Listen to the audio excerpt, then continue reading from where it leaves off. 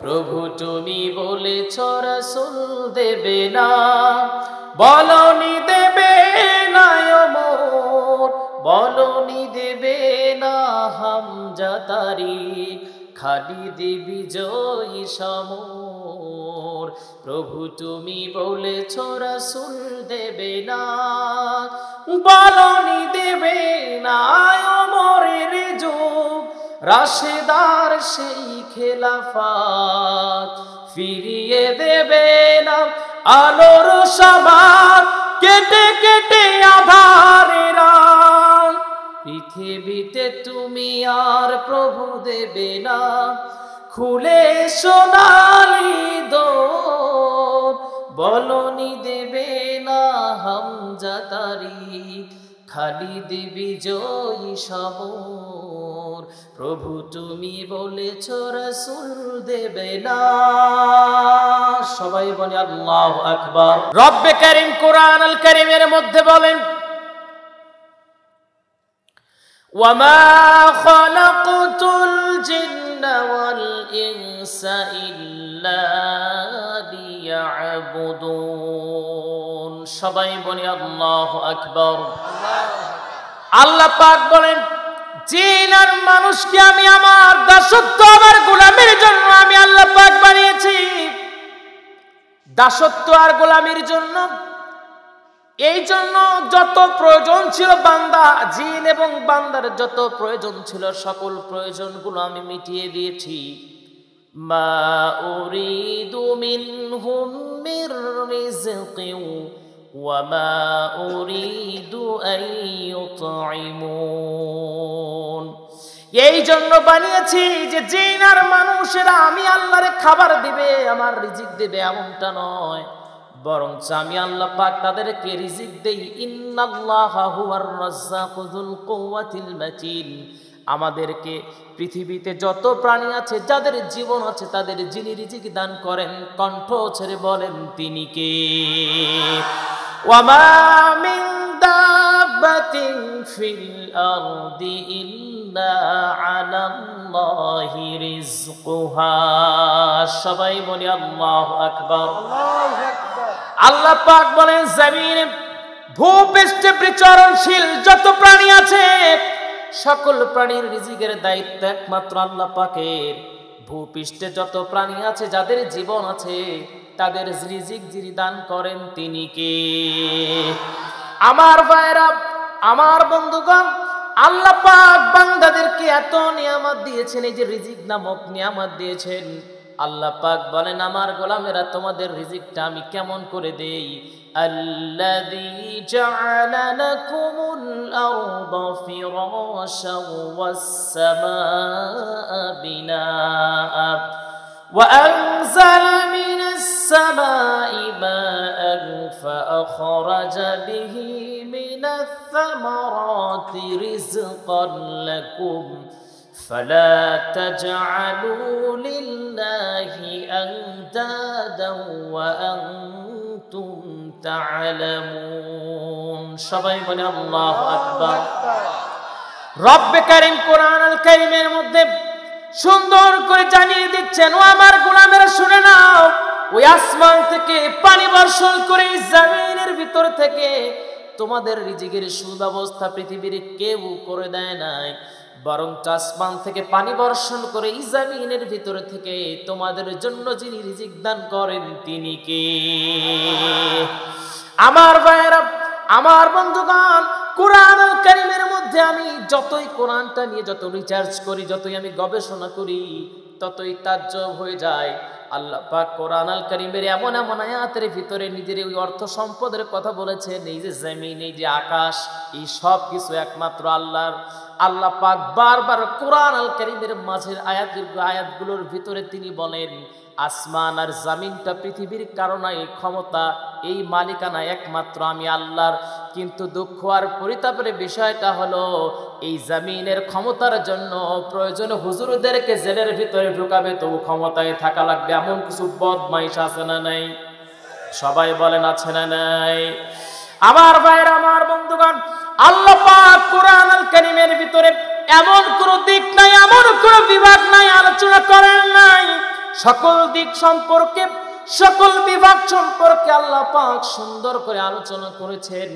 এই যে human embryology, এই যে আমরা মানুষ, মানব তত্ত্ব কেমন করে মানুষ হলাম, কৃষিকাজের বিষয়গুলো, বিজ্ঞানের থিওরিগুলো, ওই বিমান আবিষ্কারের থিওরিগুলো সব তো কোরআন আল কারীমের ভিতরে আল্লাহ পাক সুস্পষ্টভাবে সুন্দর করে উপস্থাপন করেছেন। সবাই কোন সুবহানাল্লাহ, আর একটু জোরে জোরে কন্না সুবহানাল্লাহ। আল্লাহ পাক বলেন, এই যে এত নিয়ামত বান্দা তোমাদেরকে আমি দান করেছি, ও আমার গোলামেরা, এই প্রশংসা যদি তোমরা লিখতে চাও, ওয়া ইন তাউদ্দু নি'মাতাল্লাহি লা তুহসুহা, আল্লাহ পাক বলেন এই যে আমি নিয়ামত দিয়েছি, এই নিয়ামতের যদি তোমরা প্রশংসা করতে থাকো, গণনা করতে থাকো, কখনো প্রশংসা লিখে তোমরা কখনো প্রশংসা শেষ করতে পারবা? সবাই বলেন পারবা? কুল লাউ কানাল বাহরু মিদাদান লিকালিমাতি রাব্বি লানাফিদাল বাহরু ক্বাবলা আন তানফাদা কালিমাতু রাব্বি ওয়ালাউ জিইনা বিমিসলিহি মাদাদা। সবাই বলি আল্লাহু আকবার। আল্লাহ পাক বলছেন, ওই সাগরের পানিগুলো যদি কালি হয়ে যায়, বৃক্ষগুলো যদি কলম হয়ে যায়, কিয়ামত পর্যন্ত বান্দা যদি আমার প্রশংসা লিখতে থাকে, আল্লাহর প্রশংসা বান্দা খাতায় লিখে কোনোদিন শেষ করতে পারবে? সবাই বলেন পারবে? সাগরের জলকে কালি করে, গাছের পাতাকে খাতা করে, তোমার মহিমা লেখা শেষ হবে না, যদিও লিখি প্রভু জীবন ভরে। সবাই বলে আল্লাহু আকবার। আমার বাইরে এই যে আল্লাহ পাক আমাদেরকে দুনিয়ায় পাঠালেন, এত নিয়ামত দান করলেন, একমাত্র উদ্দেশ্য হলো রব্বে কারীমের গোলামি করব, রব্বে কারীমের দাসত্ব করব। কিন্তু আজকে দেখা যায়, দুঃখ আর পরিতাপের বিষয় হলেও সত্য, মানুষ আজকে আল্লাহর ইবাদত বাদ দিয়া মানুষের ইবাদতে লিপ্ত। সর্বোপরি আর একটা বিষয় ফলো করা যায়, আল্লাহর ইবাদতে বরঞ্চ নাই, কিন্তু তারা ওই যে আয়াতটার বিপক্ষে তারা চলে গেছে, পক্ষে তারা নাই, আয়াতটার ওই আয়াতটার উপরে আমল করতেছে। আয়াতটা হলো আল্লাহ পাক বলেছেন, ওয়ালা তুশরিকু বিল্লাহ, আল্লাহর সঙ্গে শিরিক করো না। কিন্তু আজকে বান্দারা তো শিরিকের ভিতর অন্তর্ভুক্ত। শিরিকের ভিতরে বান্দা আছে না নাই? সবাই বলেন আছে না নাই? সুস্পষ্ট একটা শিরিক হলো দুর্গা পূজায় সবার যাওয়া, এটা শিরিকের মধ্যে অন্যতম শিরিক, আছে না নাই? আমার ভাইরা, আমার বন্ধুগণ, আমার আপনার নবীজিকে অফারটা কাফের বেঈমানেরা করেছিল, কিন্তু আজকে কাফের বেঈমানেরা আজকে আমাদের অফারটা করে, নবীজি কিন্তু জান নাই। আল্লাহর নবী কফর করলো, মুহাম্মদ কোনোভাবেই তোমাকে থামাতে পারলাম না। ও মুহাম্মদ, তোমাকে একটা সুন্দর অফার দেই, যখন পূজা হবে পূজায় আসবা, আর যখন নামাজের সময় হবে তখন নামাজে চলে যাব, আমরাও শরীক হব। আল্লাহ পাক সূরা কাফিরুন নাজির করে জানিয়ে দিলেন, কুল ইয়া আইয়ুহাল কাফিরুনা লা আ'বুদু মা তা'বুদুন।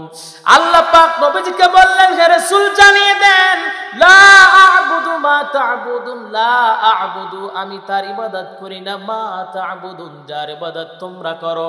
আমার ভাইরা, সর্বোপরি আয়াতটা হলো লাকুম দীনুকুম ওয়ালিয়া দিন, তোমাদের দিন তোমাদের কাছে, আর আমার দিন আমার কাছে। তার মানে যার যার ধর্ম সেই পালন করবে, ধর্ম যার যার, উৎসব সবার। এটা হলো শিরিকের দিকে আমন্ত্রণের একটা মাধ্যম, আমন্ত্রণের একটা দাওয়াত, ঠিক কিনা? আমার ভাইয়ের, আমার বন্ধুগণ, ধর্ম যার যার, উৎসব সবার, এটা কিন্তু একটা সঠিক কথা ইসলামের ভিতরে চালিয়ে দেওয়া হচ্ছে। এটা একটা ভুল কথা, সঠিক বলে ইসলামের ভিতরে চালিয়ে দেওয়া হচ্ছে। ধর্ম যার যার, উৎসব সবার, এটা কিন্তু মেনে নেওয়া যায়। তাহলে আমি বলি, বউ যার যার, হক সবার, কয়জন দিবেন? হ্যাঁ, দিবেন না? তাহলে ধর্ম যার যার, উৎসব সবার কেমনে হয় কোন তো? আমার ভাইয়ের, আমার বন্ধুগণ, এটা কিন্তু নায়িকা দিঘির মুখ দিয়ে আমি শুনছি, আর কারো কাছে কিন্তু শুনি নাই। আপনারা কার কাছে শুনছেন? আমার ভাইয়ের, আমার বন্ধুগণ, নায়িকা দিঘিরে ছিলেন না? যুবকরা চেনে।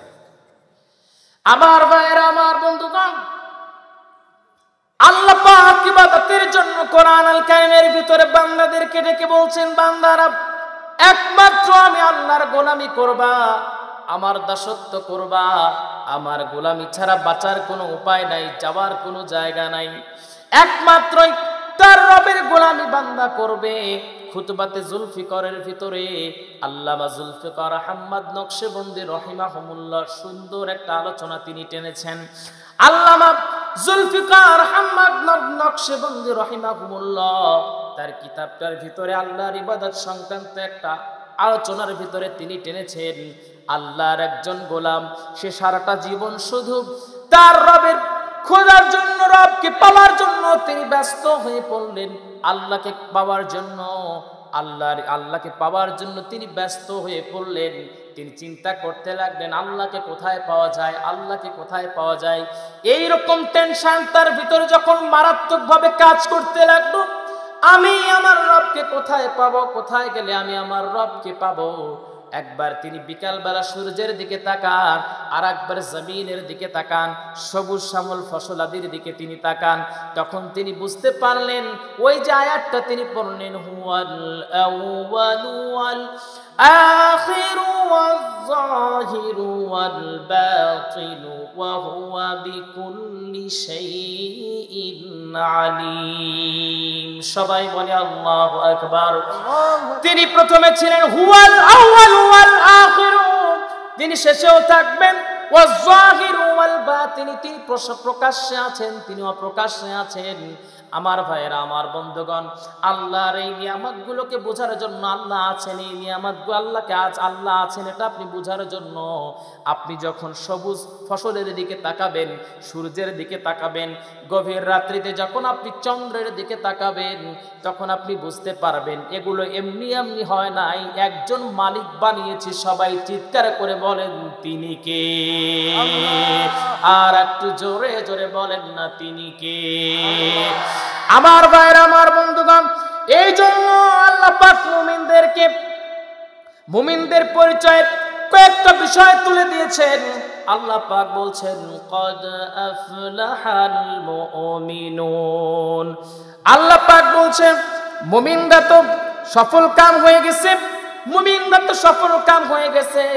আল্লাযীনা হুম ফি সলাতিহিম খাশিউন, যারা বিনম্র, যারা সালাতে যারা বিনম্র, যারা নামাজে মনোযোগী। আমার ভাইরা, আমার বন্ধুগণ, আমরা নামাজ আদায় করি কোথায়? সবাই জবান খুলে বলেন, নামাজ আদায় করি কোথায়? সবাই বলেন কোথায়? আল্লাহ পাক বলছেন, ইন্নামা ইয়ামুরু মাসাজিদাল্লাহি মান আমানা বিল্লাহ। মসজিদের সভাপতি, সেক্রেটারি, ক্যাশিয়ার হওয়ার জন্য আল্লাহ পাক কয়েকটা শর্ত দিলেন। এক নাম্বার শর্ত হলো মান আমানা বিল্লাহ, ঈমান আনতে হবে আল্লাহর প্রতি।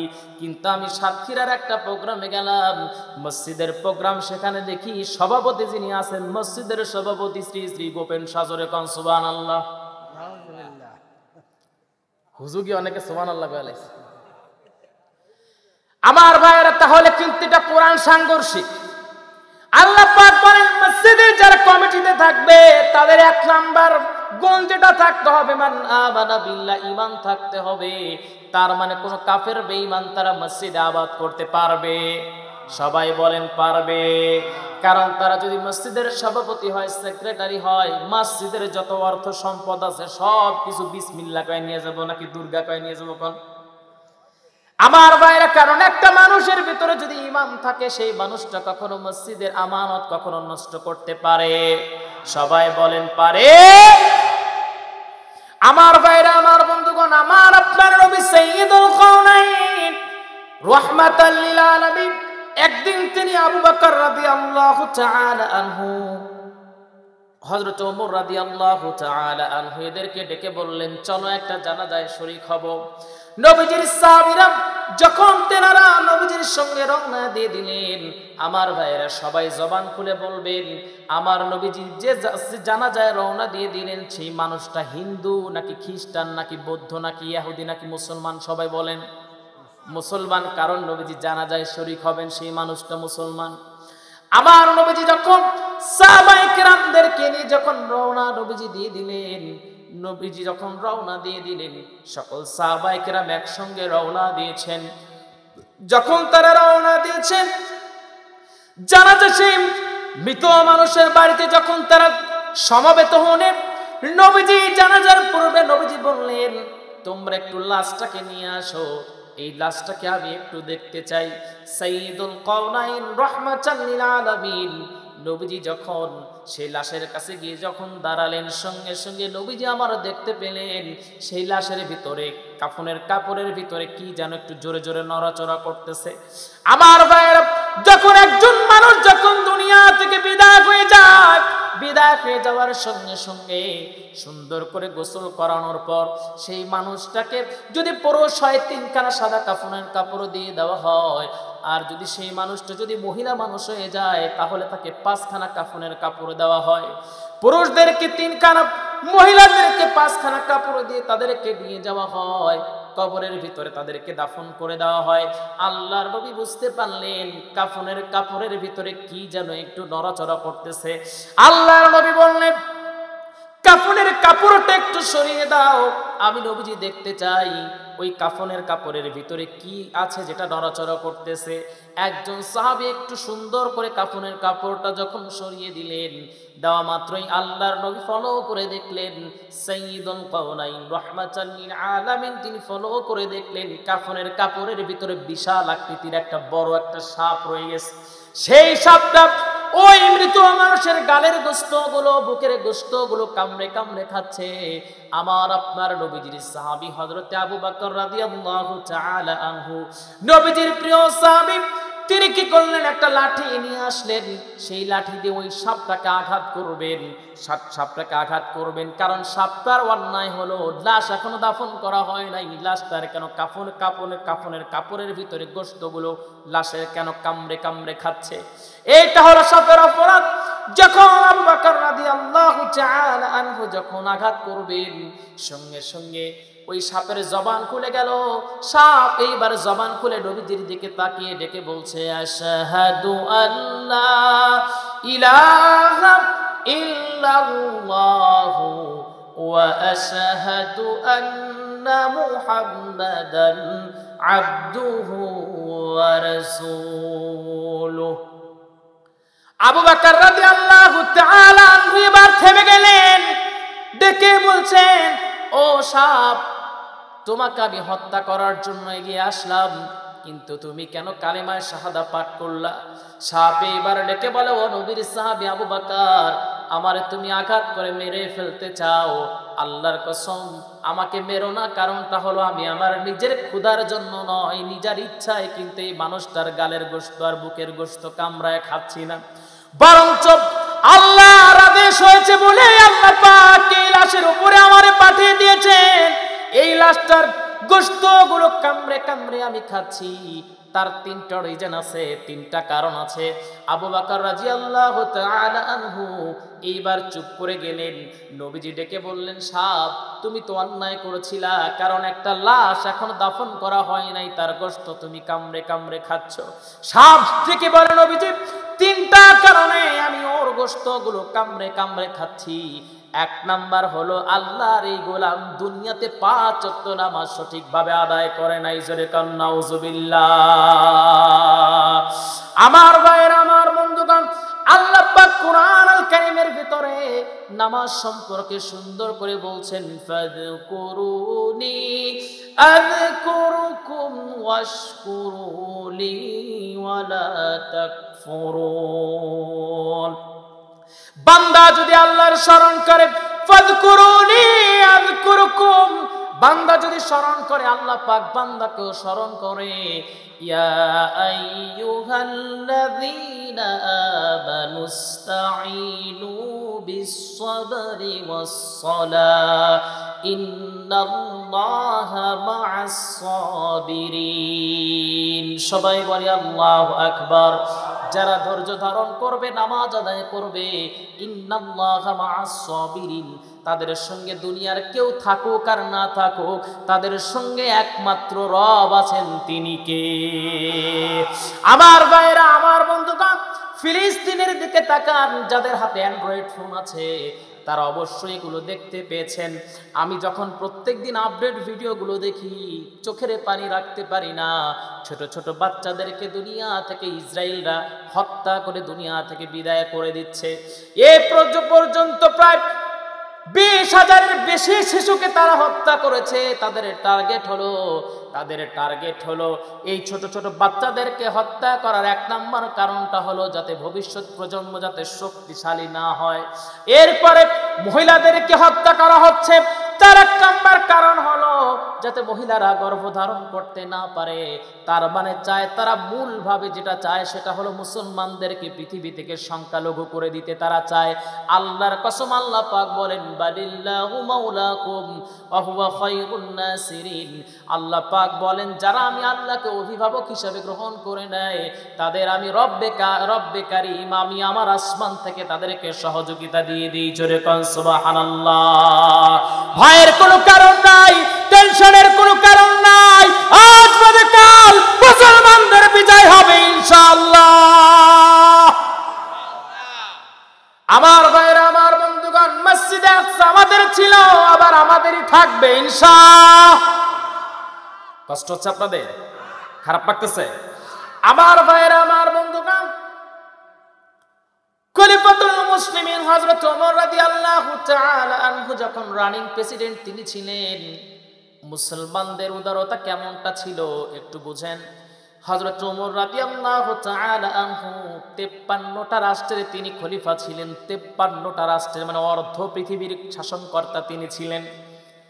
ওমর রাদিয়াল্লাহু তাআলা আনহুর কাছে যখন খবর আসলো, ওমর রাদিয়াল্লাহু তাআলা আনহুর কাছে যখন খবর আসলো, হে ওমর রাদিয়াল্লাহু তাআলা আনহু খলিফাতুল মুসলিমিন, এই জায়গায় তো ইসরায়েলরা মসজিদে আকসাকে দখল তারা করে ফেলেছে, তাদের হাতে মসজিদে আকসার চাবি চলে গেছে।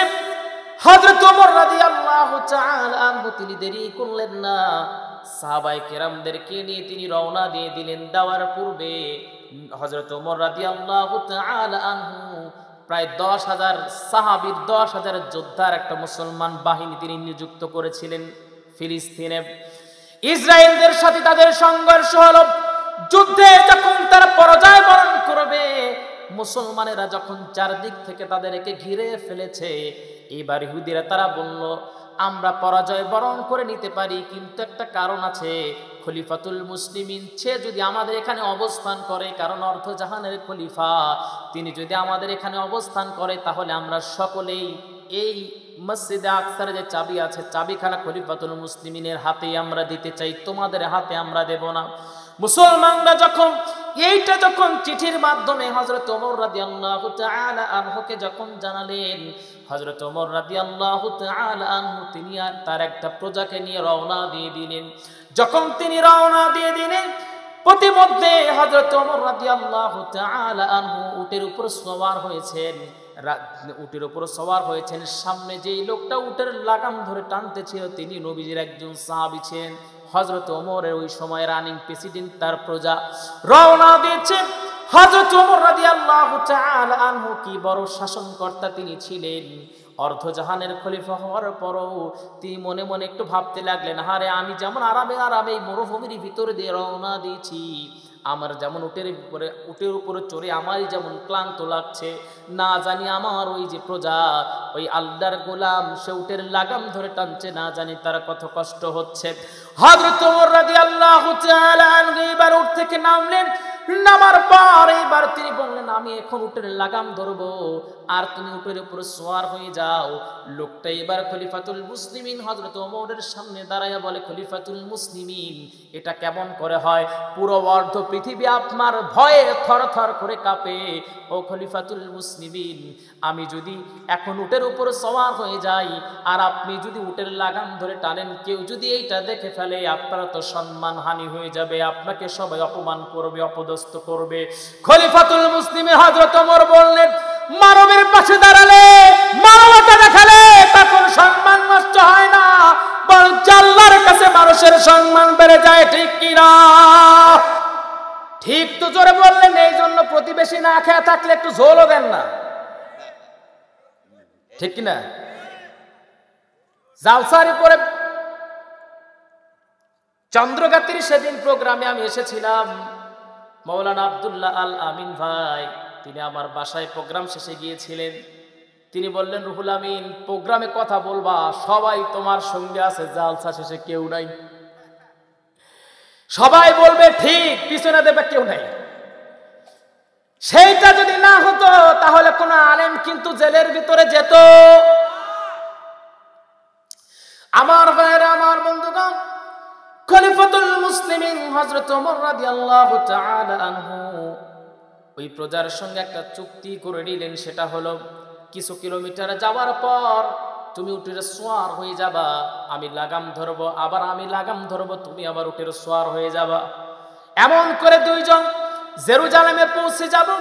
হযরত ওমর রাদিয়াল্লাহু তাআলা আনহু এমন পালাবদন করে যখন রওনা দিয়ে দিলেন, সবাই অধীর আগ্রহে তারা অপেক্ষা করেছিলেন।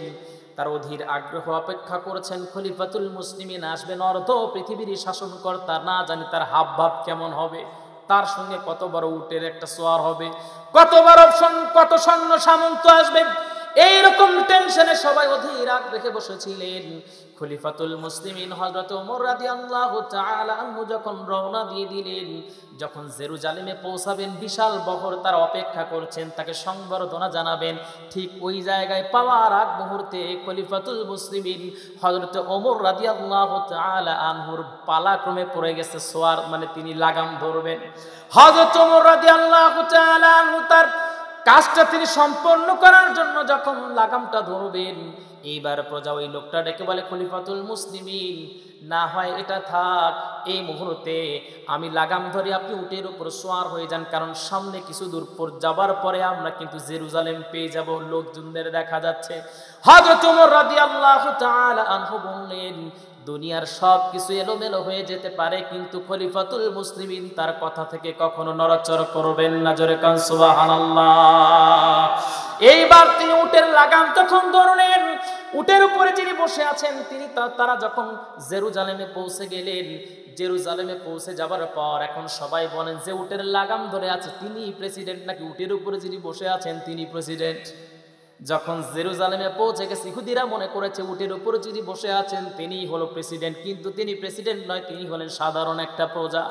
আমার ভাইয়ের, আমার বন্ধুগণ, সকলেই তার কাছে গিয়ে যখন সংবর্ধনা তাকে জানাবে, ঠিক ওই মুহূর্তে লোকটা চোখের পানি ফেলে ফেলে বলল, আপনারা মনে করেছেন আমি খলিফাতুল মুসলিমিন, অর্ধজাহানের শাসনকর্তা, আল্লাহর কসম আমি খলিফাতুল মুসলিমিন নয়, বরঞ্চ যিনি উটের লাগাম ধরে আছেন তিনি খলিফাতুল মুসলিমিন হযরত ওমর। জোরে কান সুবহানাল্লাহ।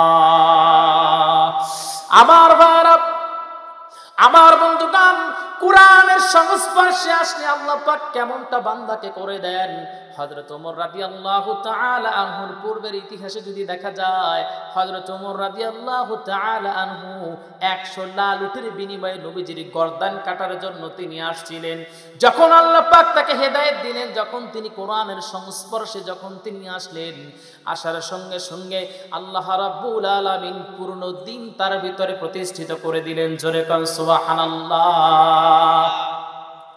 আমার ভাইরা, আমার বন্ধুগণ, খলিফাতুল মুসলিমিন হযরত ওমর রাদিয়াল্লাহু তাআলা আনহু তিনি যখন তার এইরকম বিশাল বড় মাপের পরিচয় দিলেন, ইহুদিরা এবার খলিফাতুল মুসলিমিন হযরত ওমরের সামনে গিয়ে দাঁড়ালেন আর ডেকে বললেন, যেই মুসলিম শাসক একটা প্রজার উপরে এমন দয়া করতে পারে, সাধারণ কোনো মানুষ হতে পারে না, সাধারণ কোন নবীর উম্মত সে হতে পারে না। আমরা আর দেরি করতে চাই না, এই নেন মসজিদে আকসার চাবি আপনার হাতে আমরা তুলে দিলাম, আর সবাই এক বাক্যে পড়ে নিলাম। সবাই বলেন লা ইলাহা ইল্লাল্লাহু মুহাম্মাদুর রাসূলুল্লাহ। সবাই বলি সাল্লাল্লাহু, আর একটু জোরে বলেন সাল্লাল্লাহু। প্রভু তুমি বলেছ রাসূল দেবে না, বলনি দেবে না ওমর, বলনি দেবে না হামজা তারিক, খালিদ বিজয়ী সমর। প্রভু তুমি বলেছ রাসূল দেবে না, বলনি দেবে না ওমরের যুগ, রাশেদার সেই খেলাফত, ফিরিয়ে দেবে না আলোর সমাজ, কেটে কেটে আধারের রাত। পৃথিবীতে তুমি আর প্রভু দেবে না, খুলে সোনালি দোর, বলনি দেবে না হামজা তারিক, খালিদ বিজয়ী সমর। প্রভু তুমি বলেছ রাসূল দেবে না। সবাই বলে আল্লাহু আকবার। আর একটু জোরে চিৎকার মেরে বলেন না আল্লাহু আকবার। আমার ভাইরা, আমার বন্ধুগণ, খলিফাতুল মুসলিমিন হযরত ওমর রাদিয়াল্লাহু তাআলা আনহু, তার হাতে যখন মসজিদে আকসার চাবি চলে আসলো, মসজিদে আকসা মুসলমানদের কবজায় আবার চলে আসলো। আমার ভাইরা, আমার বন্ধুগণ, ইহুদিরা বারবার মসজিদে আকসাকে তাদের করতে চেয়েছে, পারে নাই, এইবারও পারবে না। আজ বা কাল মুসলমানদের যিনি বিজয় করে, মুসলমানদের যিনি বিজয় দিয়ে মসজিদে আকসা মুসলমানদের হাতে তুলে দিবেন, তিনি কে? সবাই বলে ইনশা। আর একটু জোরে বলে ইনশা। আমার ভাইরা, আমার বন্ধুগণ, এই কুলসিত সমাজকে যদি পরিবর্তন করতে চান, এই অন্ধকারে থাকা নিমজ্জিত মানুষগুলোকে যদি আপনি পরিবর্তন করতে চান, তাহলে একটা কিতাব লাগবে। সেই কিতাবটার নাম হলো কিতাবুল্লাহ। আল্লাহ পাক বলছেন, কিতাবুন আনজালনাহু ইলাইকা লিতুখরিজান নাসা মিনাজ যুলুমাতি ইলান নূর। আল্লাহ পাক বলছেন, হে রাসূল, এই যে কিতাবটা আমি দিলাম, এই কিতাবটা দেওয়ার উদ্দেশ্য হলো অন্ধকারে থাকা নিমজ্জিত মানুষগুলোকে, অন্ধকারে থাকা মানুষগুলোকে যাতে আপনি আলোর রাস্তা দেখাতে পারেন, সেই জন্য আমি রব্বে কারীম এই কিতাবটাকে দিয়েছি। জোরে কোন সুবহানাল্লাহ। তাহলে এই কিতাবটাকে মানতে হবে, কিতাবটাকে ফলো করতে হবে। কিতাব অনুযায়ী যদি সামাজিক, পারিবারিক, রাজনৈতিক ক্যানভাস, ভোটাভুটি, আবাদ, বসত, ব্যবসা বাণিজ্য, কোর্ট কাছারি সব যদি পরিচালিত হয়ে যায়, আল্লাহর কসম কোনো জায়গায় দুর্নীতি থাকবে না। ঠিক কিনা? এই কোরআন দিয়ে তো আমার আপনার নবী সমাজ পরিচালিত করেছেন। হযরত ওমর রাদিয়াল্লাহু তাআলা আনহু, তিনি যখন খলিফা হবেন, কষ্ট হচ্ছে আপনাদের? খারাপ লাগতেছে নাকি? একটু জিকির করি লা ইলাহা ইল্লাল্লাহ, লা ইলাহা ইল্লাল্লাহ, লা ইলাহা ইল্লাল্লাহ, লা ইলাহা ইল্লাল্লাহু ইল্লাল্লাহু ইল্লাল্লাহু ইল্লাল্লাহ, লা ইলাহা লা ইলাহা লা ইলাহা ইল্লাল্লাহু মুহাম্মাদুর রাসূলুল্লাহ। সবাই বলি সাল্লাল্লাহু। আর একটু জোরে বলি সাল্লাল্লাহু। আমার ভাইরা, আমার বন্ধুগণ, হযরত আবু বকর রাদিয়াল্লাহু তাআলা আনহু যখন তিনি প্রেসিডেন্ট হলেন, নবীজি দুনিয়া থেকে বিদায় হয়ে যাবার পর হযরত আবু বকর রাদিয়াল্লাহু তাআলা আনহু যখন তিনি প্রেসিডেন্ট হলেন, খলিফাতুল মুসলিমিন যখন তিনি হলেন, যখন তার হাতে ক্ষমতা আসলো, একদিন তেনারা মসজিদে নববীর ভিতরে অবস্থান করেছিলেন। ওই সময় জাস্টিস মানে বিচারপতি যিনি ছিলেন তিনি হলেন খলিফাতুল মুসলিমিন হযরত আবু বকরের সহচর্য নবীজির প্রিয় সাহাবী ওমর রাদিয়াল্লাহু তাআলা আনহু। ওই সময় তিনি বিচারক ছিলেন। হযরত উসমান রাদিয়াল্লাহু তাআলা আনহু খলিফাতুল মুসলিমিন হযরত আবু বকর রাদিয়াল্লাহু তাআলা আনহুকে ডেকে বলছেন, ও খলিফা আর বিচারপতি, আপনাদের দুইজনের কাছে একটা বিষয় আমি জানাতে চাই। যদি সৌদি আরবের ভিতরে, যদি এই আরব ভূখণ্ডের ভিতরে যদি কোনো একটা বিড়াল ছানা যদি মারা যায়, কোন একটা প্রাণী যদি দুনিয়া থেকে বিদায় হয়ে যায়, তাহলে তার জন্য আপনারা নিজেদেরকে কতটুকু দায় করবেন? হযরত ওমর রাদিয়াল্লাহু তাআলা আনহু তিনি যেন আসমান থেকে পড়লেন, তিনি লাফ মেরে উঠলেন আর বললেন, একটা প্রাণী যদি না খেয়ে মারা যায়, একটা প্রাণী যদি অবহেলায় যদি মারা যায়, আল্লাহর কসম আল্লাহর সামনে দাঁড়ায়া সেটার হিসাব আমরা দিতে পারবো না। হযরত আবু বকর একই কথা বললেন। হযরত উসমান রাদিয়াল্লাহু তাআলা আনহু এবারে ডেকে বলছেন, ও খলিফাতুল মুসলিমিন, তাহলে আমি আপনাদেরকে প্রাণীর কোনো সন্ধান দিচ্ছি না, একটা মহিলার সন্ধান দিচ্ছি, যেই মহিলা একাধারে কয়েকটা দিন না খেয়ে খেয়ে তিনি আছেন, তার অবস্থা খুবই খারাপ, তিনি একটা বৃদ্ধা মহিলা। হযরত ওমর রাদিয়াল্লাহু তাআলা আনহু এইবার তিনি ডেকে বললেন, সেই মহিলার সন্ধান আমাদেরকে দেন। হযরত আবু বকর রাদিয়াল্লাহু তাআলা আনহু ডেকে বলছেন, আজ থেকে নিয়ে ওই বৃদ্ধা মহিলা মারা যাওয়ার আগ মুহূর্ত পর্যন্ত ওর সকল খাবারের দায়িত্ব বাইতুল মাল গ্রহণ করলো। সঙ্গে সঙ্গে হযরত উসমান রাদিয়াল্লাহু তাআলা আনহু ডেকে বলছেন, হযরত উসমান রাদিয়াল্লাহু তাআলা আনহু ডেকে বলছেন, খলিফাতুল মুসলিমিন আবু বকর, ঠিক আমি আপনার কথায় সন্তুষ্ট হতে পারলাম, কিন্তু আর একটা বিষয় হলো, ওই মানুষটা, ওই মহিলাটা বৃদ্ধ, ওই মহিলাটাকে রান্না করার মতো কোনো লোক নাই, রান্না করে দিবে এমন কোনো লোক নাই, এমন কোনো দাসী তার নাই। খলিফাতুল মুসলিমিন হযরত আবু বকর রাদিয়াল্লাহু তাআলা আনহু কিছু বলার পূর্বেই হযরত ওমর রাদিয়াল্লাহু তাআলা আনহু তিনি দাঁড়ালেন। দাঁড়িয়ে ডেকে বলছেন, ও ওসমান রাদিয়াল্লাহু তাআলা আনহু, তোমাকে আমরা বলছি, আজ থেকে ওই বৃদ্ধা মহিলার যত খাবারের দায়িত্ব, যত রান্না, যত প্রয়োজনীয় কাজের দায়িত্ব, প্রয়োজনীয় কাজের দায়িত্ব, সকল কাজ আমি ওমর নিজ হাতে করে দিব। জোরে কোন সুবহানাল্লাহ। আমার ভাইরা, আমার বন্ধুগণ, তখন তিনি প্রেসিডেন্ট হন নাই, তিনি একটা বিচারপতি, প্রধান বিচারপতি তিনি। হযরত ওসমান বললেন, আপনি যদি তার যদি কাজটা স্বয়ং সম্পূর্ণ যদি করতে না পারেন, তাহলে কিন্তু আল্লাহর কাঠগড়ায় আপনাকে কিন্তু আসামি করা হবে। হযরত আবু বকর রাদিয়াল্লাহু তাআলা আনহু তিনি ডেকে বলছেন, ও ওমর, তুমি পারবা না, তুমি দায়িত্বটা ছেড়ে দাও, কারণ এই দায়িত্বে যদি কোনো অবহেলা হয়, আল্লাহর কসম আল্লাহর সামনে কিন্তু তোমাকে কিন্তু দাঁড় করানো হবে। হযরত ওমর রাদিয়াল্লাহু তাআলা আনহু এইবার তিনি ডেকে বলছেন, কোন মানুষকে খেদমত করা কি পরিমাণ সওয়াবের কাজ, এটা তো বোঝানো যাবে না। ও আবু বকর, আমাকে তুমি নিষেধ করো না, আমি আমার দায়িত্ব অবহেলা করব না। হযরত ওমর রাদিয়াল্লাহু তাআলা আনহু পরের দিন তিনি কি করলেন? পরের দিন সকালবেলা হযরতে ওমর রাদিয়াল্লাহু তাআলা আনহু তিনি সুন্দর করে খাবার গ্রহণ করলেন। খাবার গ্রহণ করার পর সেই বৃদ্ধা মহিলার বাড়ির দিকে তিনি রওনা দিয়ে দিলেন। বৃদ্ধা মহিলার বাড়িতে যখন তিনি পৌঁছে গেলেন, বৃদ্ধা মহিলার বাড়ির ভিতরে গিয়ে যখন তিনি ডাকলেন, ওই বৃদ্ধা মহিলা ডেকে বলছে কে? হযরত ওমর রাদিয়াল্লাহু তাআলা আনহু ডেকে বলছেন, এখানে কথা বলা যাবে না ভাই, হাট বাজার না কেটা? আপনাদের কি খারাপ লাগতেছে? শেষ করে দেই। হ্যাঁ, একটু জিকির করি, লা ইলাহা, কথা বলে ওয়াজ করতে পারবো না, কথা বলে, লা ইলাহা,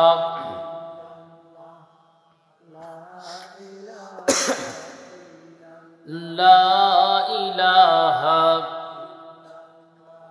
লা ইলাহা, লা ইলাহা ইল্লাল্লাহু মুহাম্মাদুর রাসূলুল্লাহ। সবাই বলি সাল্লাল্লাহু। আমার ভাইরা, হযরত ওমর রাদিয়াল্লাহু তাআলা আনহু বৃদ্ধা মহিলার বাড়িতে গেলেন। বৃদ্ধা মহিলার বাড়ির সামনে গিয়ে যখন তিনি ডাকলেন, বৃদ্ধা মহিলা বের হয়ে আসলেন। বৃদ্ধা মহিলা ডেকে বলছে, বাবা তুমি কে? হযরত ওমর ডেকে বললেন, আমি ওমর, আমি আপনার বাড়ির সকল কাজ করে দেওয়ার জন্য এসেছি, আমাকে একটু সুযোগ করে দেন। বৃদ্ধা মহিলা ডেকে বলছে, বাবা আমার বাড়িতে কোনো কাজ নাই, আমার বাড়ির সকল কাজ একটা যুবক কিছুক্ষণ আগে করে দিয়ে গেছে। হযরত ওমর রাদিয়াল্লাহু তাআলা আনহু তিনি তাজ্জব বনে গেলেন, আহারে কে এমন কাজটা করতে পারে? দায়িত্ব নিলাম আমি, কাজ করে দিয়ে যাই অন্যজন, এটা তো হতে পারে না। এইবার হযরত ওমর চিন্তা করলেন, আজকে যেহেতু হলো না, আগামীকাল অবশ্যই আমি সঠিক সময় চলে আসব। এইবার তিনি দেরি করলেন না, ফজরের আজান হওয়া মাত্রই নামাজ তিনি আদায় করে বৃদ্ধার বাড়িতে চলে আসলেন। বৃদ্ধা মহিলাকে যখন তিনি বললেন, বৃদ্ধা মহিলা বললেন, বাবারে কিছুক্ষণ পূর্বে একটা যুবক এসে আমার বাড়ির সকল কাজগুলো করে দিয়ে গেছে, কাজ আর নাই। হযরত ওমর নিজেকে তিনি দোষী সাব্যস্ত করলেন। পরের দিন তিনি চিন্তা করলেন, ফজরের নামাজের আগে যাব, আজানের আগে যাব। যখন তিনি রওনা দিয়ে দিলেন, ওই বৃদ্ধা মহিলার বাড়িতে গেলেন। বৃদ্ধা মহিলার বাড়িতে গিয়ে ডেকে বলছে, বৃদ্ধা মা আপনার যে কাজগুলো আছে কাজগুলো আমাকে দেন। বৃদ্ধা মহিলা ডেকে বলছে, বাবা তুমি আসার পূর্বে একজন যুবক এসে আমার বাড়ির সব কাজ করে দিয়ে গেছে। এইবার বৃদ্ধ মহিলা যখনই এই কথা বলেছেন, হযরত ওমর তিনি নিজের কপালে তিনি আঘাত করতে লাগলেন, আর চিন্তা করলেন, আর বললেন, কে কাজ করে দিয়ে যায়? দায়িত্ব নিলাম আমি, নিশ্চয়ই আমার জন্য আমার অবহেলায় এই কাজটা করতে আমি পারতেছি না। আল্লাহর সামনে কি আমি দাঁড়াবো? কেমন করে আল্লাহর সামনে আমি দাঁড়াবো? এইবার হযরত ওমর চিন্তা করলেন, আগামীকাল তাহাজ্জুদের নামাজের সময় আমি আসব, কিন্তু বৃদ্ধা মহিলার সকল কাজ আমি করে দিতে চাই। কোন সে যুবক? সেই যুবককে আমি দেখতে চাই। হযরত ওমর রাদিয়াল্লাহু তাআলা আনহু পরের দিন তিনি তাহাজ্জুদের নামাজের সময় তিনি চলে আসলেন। আমার ভাইরা, আমার বন্ধুগণ, তাহাজ্জুদের নামাজের সময় যখন তিনি আসলেন, আসার পর তিনি দেখতে পেলেন বৃদ্ধা মহিলার ঘরের ভিতরে টিম টিম করে আলো জ্বলছে। একটা যুবক ঘরের ভিতরে কি যেন করতেছে। হযরত ওমর রাদিয়াল্লাহু তাআলা আনহু মনে করলেন, এই যুবকটা মনে হয় বৃদ্ধা মহিলার সঙ্গে কোনো খারাপ কাজ করবে। এই জন্য তিনি তার তরবারিটা খোলস মুক্ত করলেন। দরজা থেকে বের হওয়া মাত্রই তার গর্দানটা কেটে ফেলে দিবেন। হযরত ওমর রাদিয়াল্লাহু তাআলা আনহু যখন প্রস্তুতি নিয়ে ফেলেছেন, এইবার ওই বৃদ্ধা মহিলার ঘর থেকে ওই যুবকটা যখনই বের হলেন, মুখটা ঢাকা ছিল। হযরত ওমর রাদিয়াল্লাহু তাআলা আনহু ডেকে বললেন, কে আপনি? আমি আপনার মুখটা দেখতে চাই। কি কারণে আপনি এত রাতের বেলায় বৃদ্ধা মহিলার ঘরে ঢুকেছেন? কে আপনি? সঙ্গে সঙ্গে সেই আল্লাহর গোলাম যুবকটা মাথার উপর থেকে যখন তার রুমালখানা যখন সরিয়ে দিয়েছেন, হযরত ওমর রাদিয়াল্লাহু তাআলা আনহু তিনি ফলো করলেন, তিনি অন্য কেউ নন, এই বর্তমান সময়ের রানিং প্রেসিডেন্ট খলিফাতুল মুসলিমিন আবু বকর রাদিয়াল্লাহু তাআলা আনহু। জোরে কোন সুবহানাল্লাহ। আমার ভাইরা, আমার বন্ধুগণ, উল্লাপাড়া সিরাজগঞ্জে আমার প্রোগ্রাম খুবই কম থাকে। এই শহরের বাইরে বেশি প্রোগ্রাম থাকে। চট্টগ্রাম, কক্সবাজার, লালমনিরহাট এইদিকে প্রোগ্রাম বেশি থাকে। আমি যখন এইদিকে যাই, বেশিরভাগ এই শীতের বেলায় দেখতে পাই রাস্তায় ছোট ছোট বাচ্চা, দামি কোনো কম্বল নাই, খুব কম দামি একটা কম্বল, ময়লার একদম স্তূপ জড়ো হয়ে গেছে, কুকুরের গায়ের উপরে পা দিয়ে ঘুমাচ্ছে, এমন বাচ্চাকেও আমি দেখেছি। গত বছর চট্টগ্রামের অলঙ্কার মোড়ে যখন নামলাম, তখন আমি দেখতে পেলাম এটা দাঁড়িয়ে আছে, গাড়ি নিয়ে আমাদের রিসিভ করবে। দুইটা বাচ্চাকে দেখলাম, দুইটা বাচ্চার মাঝখানে একটা কুকুর শুয়ে আছে, দুইটা বাচ্চা কুকুরকে জড়িয়ে ধরে ঘুমাচ্ছে, আর তাদের গায়ের ওপরে এমন একটা ময়লার স্তূপ জমা হওয়া, একটা কম্বল, বোঝানো যাবে না ওদের শীতই যাবে না। আমার ভাইয়েরা, আমার বন্ধুগণ, দাঁড়িয়ে দাঁড়িয়ে একটু শুধু শুকরিয়া আদায় করলাম, আল্লাহ তুমি এত মানুষের ভিতরে, লক্ষ কোটি মানুষের ভিতরে আমাকে কত ভালো রেখেছো, কতটা সুস্থ রেখেছো, কতটা ভালো আমাকে রেখেছো, কোনো নিয়ামতের কমতি দাও নাই। ও আল্লাহ তাআলা, এই যে দুইটা বাচ্চা আর কুকুর যে মাঝখানে ঘুমায়, এই দুইটা বাচ্চা যদি কিয়ামতের দিন যদি আল্লাহর সামনে দাঁড়ায়, আল্লাহর সামনে দাঁড়ায় যদি বলে, আল্লাহ বাংলাদেশের কোনো প্রেসিডেন্ট, বাংলাদেশের কোনো এমপি, বাংলাদেশের কোনো মন্ত্রী, বাংলাদেশের কোনো চেয়ারম্যান, কোনো মেম্বার এই শীতের বেলায় নাক ডাকায়া ঘুম পাড়ছে, আমাদের কোনো খোঁজ খবর দেয় নাই। আল্লাহর নবীর হাদিস শুনে, সাবাতু ইযুল্লুহুমুল্লাহু তাআলা ফি যিল্লিহি ইয়াওমা লা যিল্লা ইল্লা যিল্লুহু ইমামুন আদিলুন। আল্লাহর নবী বলেন, কিয়ামতের দিন যখন আসমান থেকে যখন সূর্যটা মাথার আধা উপরে চলে আসবে, ওই দিন 7 শ্রেণীর মানুষকে আল্লাহ পাক সূর্যের ওই আগুন থেকে বাঁচানোর জন্য, সূর্যের তাপ থেকে বাঁচানোর জন্য রব্বে কারীম ওই দিন আরশের ছায়ার নিচে তাদেরকে ছায়া দান করবেন। 1 নাম্বার যাকে ছায়া দান করবেন ইমামুন আদিলুন, ন্যায় পরায়ণ শাসককে। আর আল্লাহর এই গোলাম, এই যুবক, এই ছোট ছোট বাচ্চাগুলো যদি কিয়ামতের দিন যদি বাংলাদেশের সকল প্রেসিডেন্টের ভিতরে যদি সকলের বিরুদ্ধে যদি অবস্থান নেয়, আল্লাহর কসম হিসাব দিয়ে কেউ জান্নাতে যেতে পারবে না, ঠিক কিনা? কারণ হক দুই পক্ষের, একটা হলো হকুল্লাহ আর একটা হলো হকুল ইবাদ। আল্লাহ হক আল্লাহ চাইলে মাফ করতে পারে, কিন্তু বান্দার হক বান্দা মাফ না করলে আল্লাহ মাফ করবেন। তার মানে এখন নিজেকে প্রশ্ন করেন, কে কয় বিঘা জমি ভাইয়ের থেকে আস্তে করে লিখে নিছে? জমি বেশি আপনাদের এখানে, তাই না? এখন নিজেকে প্রশ্ন করেন, বাবা অসুস্থ ছিল, আপনারা 3 ভাই, বাবারে ফুসলাইয়া ফুসলাইয়া 2 ভাইয়ের হক নষ্ট করে নিজের জমি, বাবার জমি, ভাইদের হক আপনি আপনার নামে করে নিছেন। তার মানে কিয়ামতের দিন আপনার এই ভাই, 2 জন ভাই যদি কিয়ামতের দিন যদি আপনারে মাফ না করে, আল্লাহর কসম আল্লাহ মাফ করবে না, ঠিক কিনা?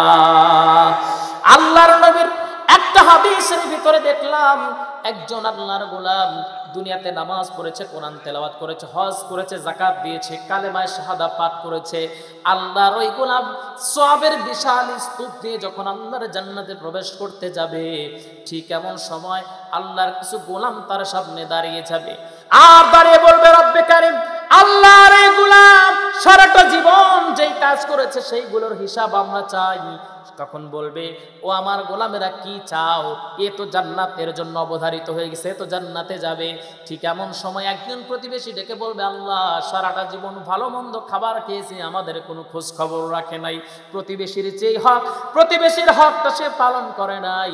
আয় আল্লাহ, আমি আজকে তার নামে মামলা দিলাম, আমার মামলার বিচার করে দেন। আল্লাহ পাক বলেন, আলাইসাল্লাহু বিআহকামিল হাকিমিন, আল্লাহর চেয়ে উত্তম বিচারক দুনিয়াতে আর কেউ নাই, আখিরাতেও আর কেউ থাকবে না, ঠিক কিনা? ওই সময় আল্লাহর ওই গোলামকে আল্লাহ পাক বলবেন, ও আমার গোলাম, জান্নাতে যাবা এত সওয়াবের স্তূপ নিয়া। ওই যে গোলাম, আমার ওই গোলাম তোমার বিরুদ্ধে নালিশ দিয়েছে, তোমার নামাজের সওয়াবটুকু দিয়ে দাও। আল্লাহর নবী বলেন, ওই মানুষটা জান্নাতে যাওয়ার পূর্বে নামাজের সওয়াবগুলো দিয়ে দিবে। এরপরে আরেকজন আসবে, আয় আল্লাহ তাআলা, আমি তার ভাই ছিলাম, আমি তার ভাতিজি ছিলাম, আমি তার বোনের ছেলে ছিলাম, ভাগিনা ছিলাম, আমার অর্থ সম্পদগুলো আস্তে করে লিখে নিয়েছিল, আমাদের হক আমাদের দেয় নাই পূর্ণরূপে। আল্লাহ পাক বলবেন, যাকাতের আমলগুলো তাদেরকে দিয়ে দাও, যাকাতের সওয়াব দিয়ে দেওয়া হবে।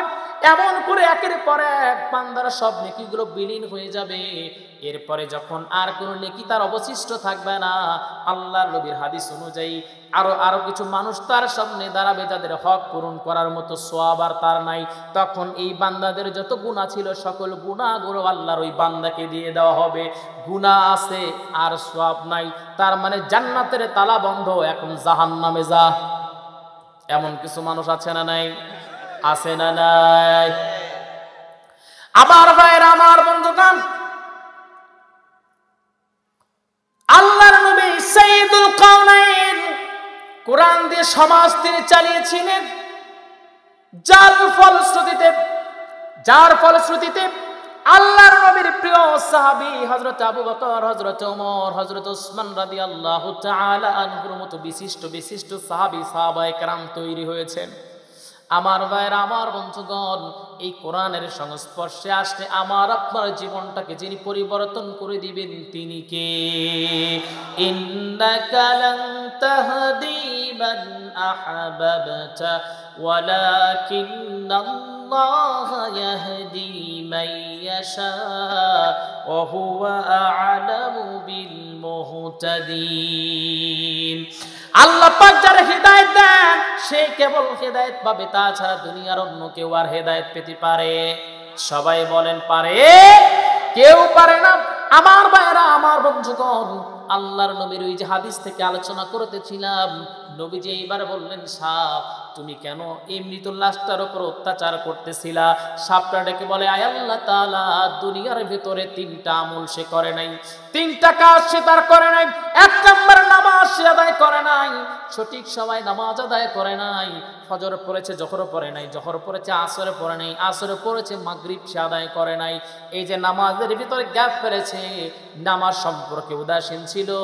আয় আল্লাহ তাআলা, এই যে নামাজ, হে রাসূল, আল্লাহর এই গোলাম দুনিয়াতে নামাজটা সঠিক সময় আদায় না করার কারণে আমি সাপ আল্লাহ পাকের আদেশে তার মুখের গোস্তগুলো কামড়ে কামড়ে খাচ্ছি। আমার ভাইরা, আমার বন্ধুগণ, নামাজ কতটুকু গুরুত্বপূর্ণ বিষয় আল্লাহ পাক কোরআন আল কারীমের ভিতরে সূরা মুমিনের ভিতরে বলছেন। মুমিনুনের ভিতরে আল্লাহ পাক বলছেন, মুমিনদের 1 নম্বর গুণের ভিতরে আল্লাযীনা হুম ফি সলাতিহিম খাশিউন, যারা নিজের নামাজের ব্যাপারে যারা বিনম্র যারা থাকবে। আমার ভাইরা, আমার বন্ধুগণ, এই জায়গায় অনেকে আছেন আলোচনা শুনতে আসছেন, আহারে হুজুরের আলোচনা বড়ই ভালো লাগতেছে বা খারাপ লাগতেছে, যে কোনো একটা কিছু, কিন্তু এখন যদি বলি এশারের নামাজ কয়জন পড়ছেন, একজন, আমার মনে হয় পিছন দিক থেকে মাঝখান থেকে অনেকেই হাত তুলবেন, আছে না নাই?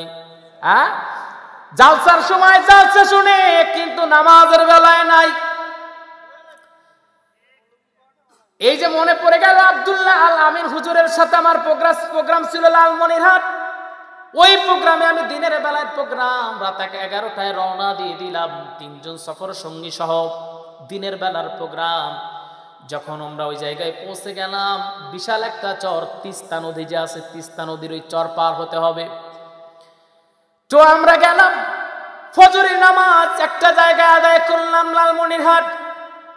ওই জায়গায় আমরা নামাজ আদায় করলাম, তখন থেকে কমিটিদেরকে ফোন দেওয়া শুরু করলাম। বিশ্বাস করবেন কিনা জানি না, সকাল 9টা পর্যন্ত ফোন দিয়েছি, কেউ ফোন ধরে না।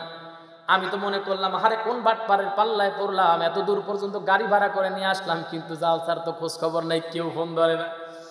এইবার চরের কাছে একটা সেনা ক্যাম্প আছে, ওই যায়, ওই সেনা ক্যাম্পের ওনারা শুনছে রুহুল আমিন সাব্বির এসেছে। ওখান থেকে সেনাবাহিনীর অনেকগুলো লোক আসলো, আমাদের নিয়ে গেল, খাবারের ব্যবস্থা করলো। বলে, হুজুর ওই জায়গায় তো জালসা আছে, কিন্তু ফোন ধরে না কেন? ছোট ছোট বাচ্চারা বলে, হুজুর ওই জায়গায় দিনের বেলার তাফসির আছে, কিন্তু ফোন ধরে না, বিষয়টা কি? আরও ফোন দেই, ফোন ধরে না। আমি এবার বললাম, সবাই একটু রেডি হন, বাড়ির দিকে যাই। একটু পরে আমার ফোন ব্যাক করছে, বলে, হুজুর সারাটা রাত প্যান্ডেলের কাজ করছি, মাত্র ঘুম থেকে উঠলাম, জোরে কোন সুবহানাল্লাহ। আমি তখন বললাম, ভাই সারাটা রাত প্যান্ডেলের কাজ করেছেন, কয়টা পর্যন্ত? হুজুর প্রায় 4টা পর্যন্ত কাজ করেছি, এর আর উঠতে পারি নাই, এখন উঠে মাত্র নামাজটা আজকে যেহেতু জালসা দিন পড়ছে। ওই দিন আবার আমার পাল্লায় পড়ছে সালাত সম্পর্কে আদায় করার জন্য। তা আমি ওই প্রোগ্রামে বললাম, কত প্রোগ্রামে যাই, কমিটিরাও নামাজ পড়ে না। আপনাদের এখানকার কমিটিরা কিন্তু ফজরের নামাজ 10টার সময় হলেও পড়ছে, জোরে কোন সুবহানাল্লাহ। সবাই খালি হাসে। আমার ভাইরা, আমার বন্ধুগণ, এমন নামাজ পড়লে কাজে আসবে, এটা একটা নফল ইবাদত। অনেক প্রোগ্রামে গেলে হুজুর 1টা বা 2টা পর্যন্ত আলোচনা করেন, কোনো সমস্যা নাই, কিন্তু ফজরের নামাজে ডাকবেন নাই শীতের বেলায়। আমার ভাইরা, আমার বন্ধুগণ, নামাজ কতটা গুরুত্বপূর্ণ বিষয়। আল্লাহর নবী যখন দুনিয়া থেকে বিদায় হয়ে যাবেন, নবীজি দুনিয়া থেকে বিদায়ের আগ মুহূর্তে নামাজের কথা বলেছেন। আমার ভাইরা, আমার বন্ধুগণ, নবীজি দুনিয়া থেকে বিদায়ের আগ মুহূর্তে নবীজি খুতবা দিলেন। খুতবা দিতে গিয়ে নবীজি বললেন, আজ থেকে সকলের দরজা বন্ধ হয়ে গেল, শুধু আবু বকরের দরজাটা খোলা রইল। আল্লাহ পাক এই দুনিয়ার যাবতীয় সব সম্পদ একজন গোলামকে দিতে চেয়েছিলেন, কিন্তু সেই গোলাম আল্লাহর সেই হুকুমকে অমান্য করেন নাই। আল্লাহ পাক দুনিয়ার সেই অর্থ সম্পদকে চান নাই, বরঞ্চ তিনি আল্লাহর সান্নিধ্য পাওয়ার জন্য ব্যাকুলতা প্রকাশ করেছেন। আল্লাহর নবীজির সাহাবী আবু বকর রাদিয়াল্লাহু তাআলা আনহু তিনি বুঝতে পারলেন, এই দুনিয়ার জাগতিক সব সম্পদ তো আল্লাহ হুজুরকেই দিতে চেয়েছিলেন, কিন্তু হুজুর দুনিয়ার কোনো সম্পদ গ্রহণ করেন নাই। তার রব, তার আল্লাহর সঙ্গে দেখা করার প্রস্তুতি নিয়েছেন। তার মানে হলো, নবী দুনিয়া থেকে বিদায় হয়ে যাবে, নবী থেকে আমরা সবাই তিম হয়ে যাব। আমার ভাইয়ের, আমার বন্ধুগণ, খুব অল্প সময়ের 20টা মিনিট আলোচনা করব, এরপরে শেষ করে দিব। আল্লাহর নবীজি যখন দুনিয়া থেকে বিদায়ের আগ মুহূর্তে এমন খুতবা দিলেন, বয়ান দিলেন, সঙ্গে সঙ্গে আবু বকর রাদিয়াল্লাহু তাআলা আনহু কান্না করতে লাগলেন।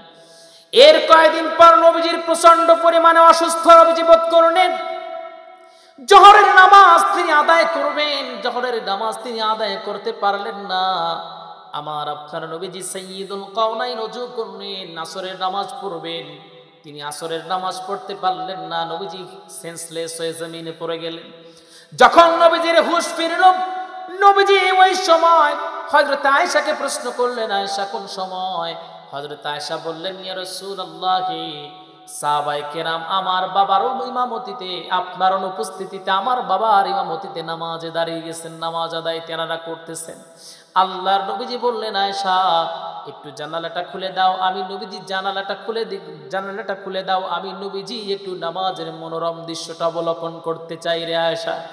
হযরত আয়েশা বলেন, আমি জানালাটা খুলে দিলাম আর আমার নবীজির মাথাটা উঁচু করে ধরলাম। আল্লাহর নবীজি তার মাথা উঁচু করে নামাজের মনোরম দৃশ্যগুলো অবলোকন করতে লাগলেন। যখন নামাজে যখন মনোযোগ দৃশ্যগুলো যখন নবীজি যখন অবলোকন করতে লাগলেন, তখন নবীজির চোখ দিয়ে পানি ঝরতেছিল। হযরত আয়েশা বলেন, আমি আমার নবীজির চেহারার দিকে তাকায়া দেখি আমার নবীজির চোখ মোবারক দিয়ে টপ টপ করে নবীজির পানি মোবারক দিয়ে দাঁড়ে ভিজে যাচ্ছে। প্রশ্ন করলাম, ইয়া রাসূলুল্লাহ, ইয়া হাবিবাল্লাহ, আজকে তো আনন্দের দিন, নবীজি কেন কান্না করেন? আল্লাহর নবী সাইয়্যিদুল কাওনাইন বললেন, আয়েশা আজকে আনন্দের দিন, আনন্দের কান্না আমি করি। একদিন আমি কষ্টের কান্না করেছিলাম, সেই দিন আমি নামাজরত অবস্থায় ছিলাম। কাফের বেঈমানেরা পচা উটের নারী ভুঁড়িগুলো আমি নবীজির দেহের উপর চাপিয়ে দিয়েছিল। আমি ওই দিন নামাজে অনেক কান্না করেছিলাম, এই নামাজ কবে প্রতিষ্ঠিত হবে? আমার ভাইরা, আমার বন্ধুগণ, আল্লাহর নবীজির প্রিয় স্ত্রী হযরতে আয়েশা রাদিয়াল্লাহু তাআলা আনহা এবার বললেন, নবীজি আপনার দেহে মাঝে মাঝে আমি তেল লাগাতাম, তেল লাগানোর সময় আমি দেখতে পেতাম চাকা চাকা বড় বড় কালো কালো দাগ হয়ে গেছে। ইয়া রাসূলুল্লাহ, এই দাগগুলো কেমন করে আসছে, কেমন করে এসেছিল? আল্লাহর নবীজি বললেন, আয়েশা এটা এমনি এমনি আসে নাই, তায়েফের ময়দানে দাওয়াত নিয়ে গিয়েছিলাম। কালেমার দাওয়াত নিয়ে যাওয়ার কারণে কাফের বেঈমানেরা আমি নবীর দেহের উপর অত্যাচার তারা করেছিল।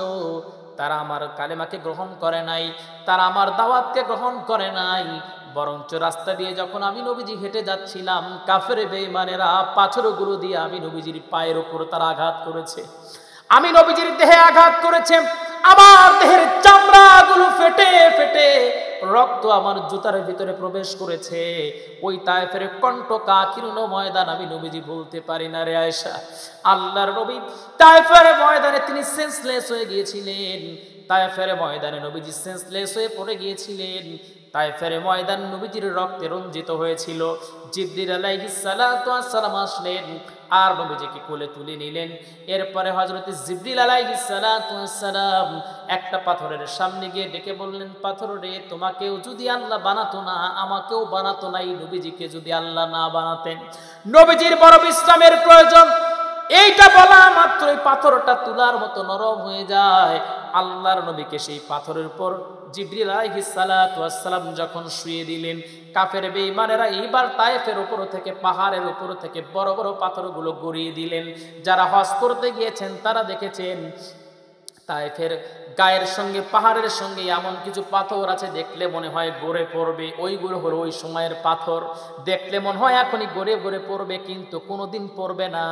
কারণ আল্লাহ পাক পাথরকে আদেশ করেছিলেন পাথর নড়াচড়া করা যাবে না। কাফেররা চায় আমার নবীজিকে হত্যা করার জন্য, কিন্তু আমি আল্লাহ পাক আমার দ্বীনটা আমার নবীজির মাধ্যমে প্রচার করব। জোরে কোন সুবহানাল্লাহ। আমার ভাইয়ের, আমার বন্ধুগণ, কষ্ট হচ্ছে আপনাদের? আমার ভাইয়ের, আমার বন্ধুগণ, আল্লাহর নবী বলেন, আয়েশা ওই দিন আমি আমার কওমের মানুষের জন্য দোয়া করেছিলাম। ওই রক্ত মাখা হাত নিয়ে আকাশের দিকে হাত নবীজি তুলে দিয়ে বললেন, আল্লাহুম্মা ইন্নী কওমি ফাইন্নাহুম লা ইয়ালামুন। আল্লাহ তাআলা আমার তায়েফের মানুষের, আমার কওমের মানুষের আমি নবীজিকে চিনে নাই, আমি নবীজিকে বুঝতে পারে নাই। আয় আল্লাহ তাআলা, এই তায়েফের মানুষের উপর তুমি গজব নাজিল করো না। ঠিক এমন মুহূর্তে জিবরিল আলাইহিস সালাতু ওয়াস সালাম নবীজির সামনে এসে দাঁড়ালেন আর ডেকে বলেন, রাসূলুল্লাহ, আপনি যদি একটু অনুমতি দিয়ে দেন, তায়েফের পাহাড় চাপা দিয়ে এদেরকে মেরে ফেলে দিব। নবীজি বললেন, ও জিবরিল ভাই, তুমি যদি এদের ধ্বংস করে দাও, তাহলে আমার যেই দায়িত্ব দিয়ে আল্লাহ পাক পাঠিয়েছেন, দায়িত্বটা আমি কাদের কাছে পৌঁছাবো? লা ইলাহা ইল্লাল্লাহু মুহাম্মাদুর রাসূলুল্লাহ। মেরে আকা की उल्फत तो बदन को जगह मगाती है।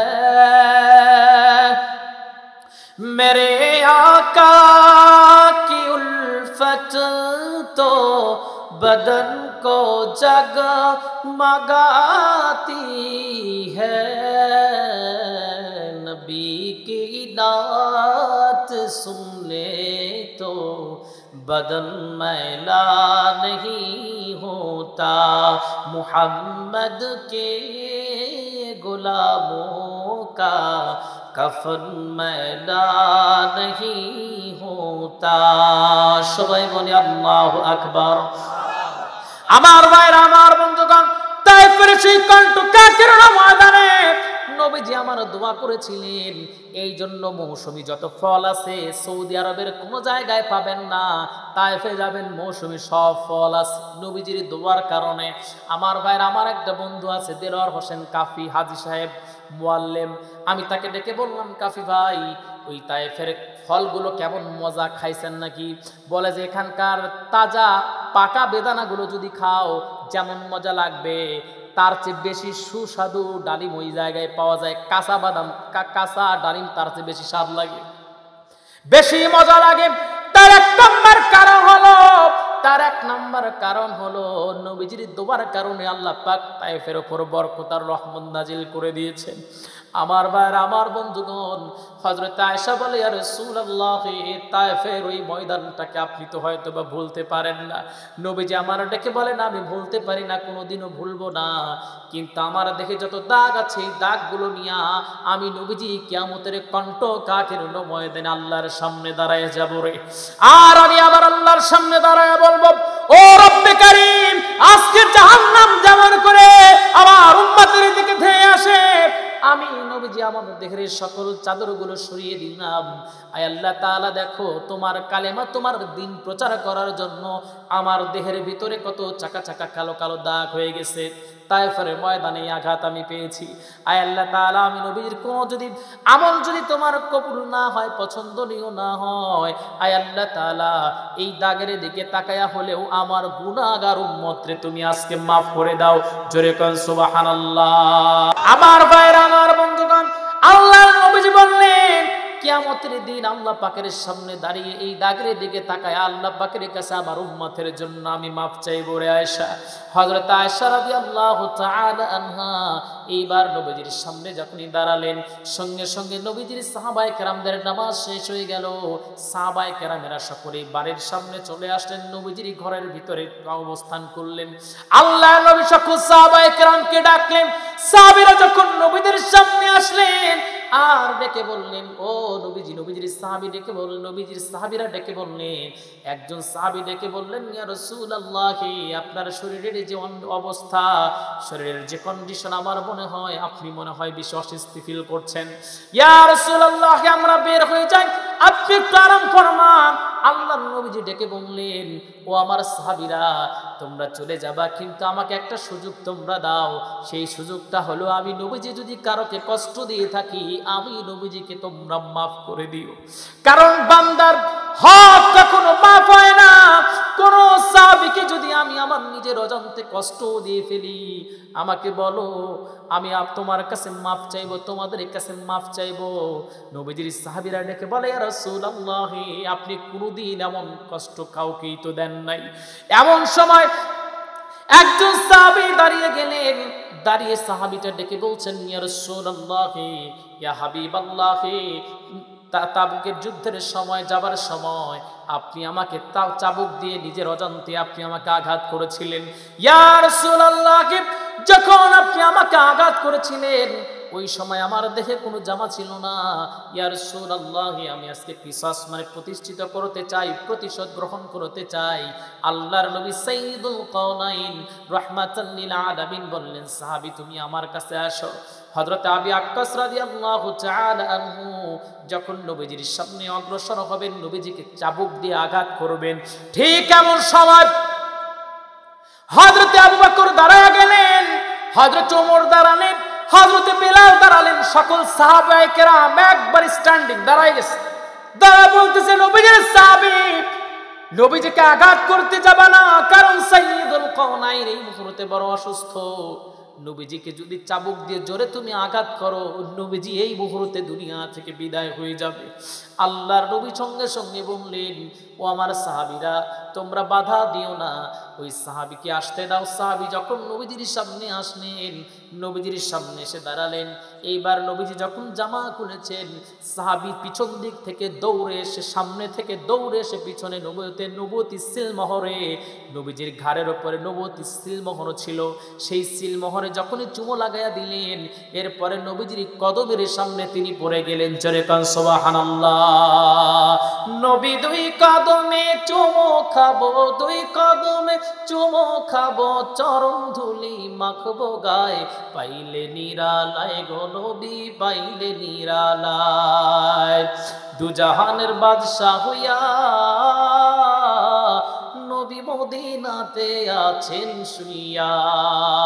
আরে উম্মতেরা সালাম দিলে, উম্মতেরা সালাম দিলে, নবী শুনতে পায়, পাইলে নিরালায় গো নবী, পাইলে নিরালায়।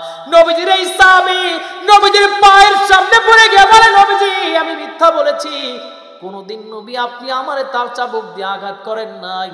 ও নবীজি, আমরা আপনার জবান মুবারক থেকে জাহান্নামের বয়ানগুলো যখনই শুনতাম, সঙ্গে সঙ্গে আমাদের কলিজায় ভয় লেগে যেত, ওই জাহান্নামের আগুন কেউ সহ্য করতে পারবো না। ইয়া রাসূলুল্লাহ, ইয়া হাবিবাল্লাহ, এই জন্য আমি মিথ্যা বলেছি। আপনি মাঝে মাঝে বলতেন, আপনার খতমে নবুয়তে যদি কেউ যদি একটা বারের জন্য চুমু লাগাইয়া দেয়, আল্লাহ পাক জাহান্নাম তার জন্য হারাম করে দিবেন।